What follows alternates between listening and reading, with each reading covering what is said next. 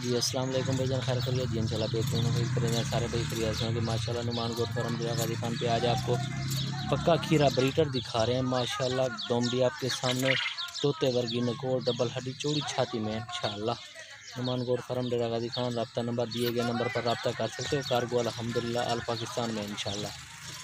प्यारी चीज़ इंशाल्लाह, नकोर और झालर में इंशाल्लाह, तोते वर्गी नकोर, आँखें वाइट बिल्कुल गुलाबी में इंशाल्लाह। अदाई ने डांद दिखाला,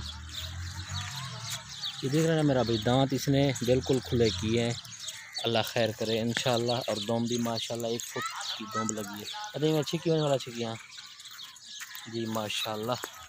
वापसी गिना, ये दूसरी साइड भी भाई को मैं दिखा दूँ इंशाल्लाह।